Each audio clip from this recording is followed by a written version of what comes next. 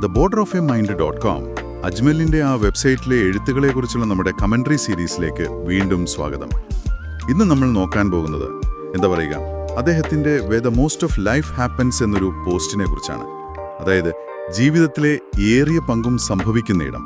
ആ ഒരു ചിന്ത നിങ്ങൾക്കറിയാമല്ലോ, theborderofaminds.com. അത് അജ്മലിന്റെ ഒരു പേഴ്സണൽ പ്രോജക്റ്റാണ്. കുറേ വർഷങ്ങളായിട്ട് എഴുത്തിലൂടെ, പിന്നെ കല, ദൃശ്യങ്ങൾ, ഇതിലൂടെയൊക്കെ സ്വന്തം ചിന്തകൾ പങ്കുവെക്കുന്നൊരിടം. ഒരുതരം അന്വേഷണം എന്ന് പറയാം. നമ്മളിൽ ആ ജിജ്ഞാസയൊക്കെ ഒന്ന് ഉണർത്താനുള്ള ഒരു സ്പേസ്. ശരി, അപ്പം ഈ ജീവിതത്തിലെ ഏറിയ പങ്കും സംഭവിക്കുന്ന ഇടം, ഈ ആശയത്തിലേക്ക് വരാം. ഇതിൽ അജ്മൽ ജീവിതത്തെ ഒരു റോളർ കോസ്റ്ററിനോടാണല്ലേ ഉപമിക്കുന്നത്? അതെ, തുടക്കം അങ്ങനെയാണ്. ചിലപ്പോ നമ്മൾ ഭയങ്കര ഹാപ്പി ആയിരിക്കും, ലോകം കീഴടക്കിയ പോലെ തോന്നും. മറ്റു ചിലപ്പോ നല്ല ഭാരം, ഒരുതരം അസ്വസ്ഥത, താഴേക്ക് പോകും പോലെ. ഉപമ മാത്രമല്ലല്ലോ കാര്യം, അവിടെ എന്തോ ഒരു പ്രധാനപ്പെട്ട വേറൊരു പോയിന്റ് ഉണ്ടല്ലോ. തീർച്ചയായും, അതാണ് പ്രധാനം. ഈ ഉയർച്ച താഴ്ചകൾക്കിടയിൽ ഒരു ഒരു ശാന്തമായ, ഒരു നിരപ്പായ സ്ഥലമുണ്ട്. അവിടെ വലിയ സംഭവങ്ങളോ ഭയങ്കര ഡ്രാമയോ ഒന്നും കാണില്ല. പക്ഷേ ആ സാധാരണ ദിവസങ്ങളിലാണ് നമ്മുടെ ജീവിതത്തിലെ കൂടുതൽ സമയവും നമ്മളങ്ങനെ ജീവിച്ചു പോകുന്നത്. അത് വളരെ ശരിയാണ്. നമ്മൾ എപ്പോഴും ആ ഒരു എക്സ്ട്രീംസിനെയാണ് ശ്രദ്ധിക്കുന്നത്, അല്ലേ? ഒന്നുകിൽ ഭയങ്കര സന്തോഷം, അല്ലെങ്കിൽ ഭയങ്കര ദുഃഖം. അതെ അതെ, ഇതിനിടയ്ക്കുള്ള ആ ഒരു നോർമൽ അവസ്ഥ, അതിനെ പറ്റിയാണ് അജ്മൽ പറയുന്നത്. നല്ല നിമിഷങ്ങൾ വരുമ്പോൾ ആസ്വദിക്കണം, ശരി. പ്രയാസം വന്നാൽ അത് കടന്നു പോകുമെന്നും ഓർക്കണം. പക്ഷേ ഈ സാധാരണ അവസ്ഥയോ? അവിടെയാണ് കാര്യം. ആ സാധാരണ നിമിഷങ്ങളിൽ ഒരു സമാധാനം കണ്ടെത്താൻ നമ്മൾ പഠിക്കണം. നമ്മുടെ ഡെയിലി റുട്ടീൻസ് ഇല്ലേ, എന്നും കാണുന്ന കാഴ്ചകൾ, ചെറിയ വർത്തമാനങ്ങൾ, ഇതിലൊക്കെ ഒരു സ്ഥിരതയുണ്ട്, ഒരു ആശ്വാസമുണ്ട്. നമ്മളവരെ ശ്രദ്ധിക്കാതെ പോകുന്ന കാര്യങ്ങൾ. കറക്റ്റാ. കാരണം അവിടെ വലിയ നാടകീയതയില്ല. പക്ഷെ അജ്മൽ പറയുന്ന പോലെ അവിടെയാണ് നമ്മൾ യഥാർത്ഥത്തില് ശ്വാസമെടുക്കുന്നത്, ചിന്തിക്കുന്നത്, വളരുന്നത്.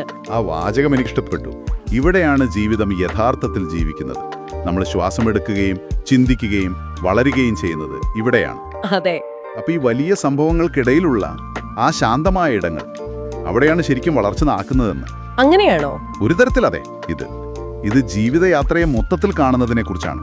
ഉയർച്ചയെ മാത്രം നോക്കുക, അല്ലെങ്കിൽ താഴ്ചയെ പേടിക്കുക എന്നതിനപ്പുറം. ശരി. ദുഃഖം, സന്തോഷം, പിന്നെ ഈ സാധാരണത്വം, ഇതെല്ലാം ചേർന്നതാണ് ജീവിതം.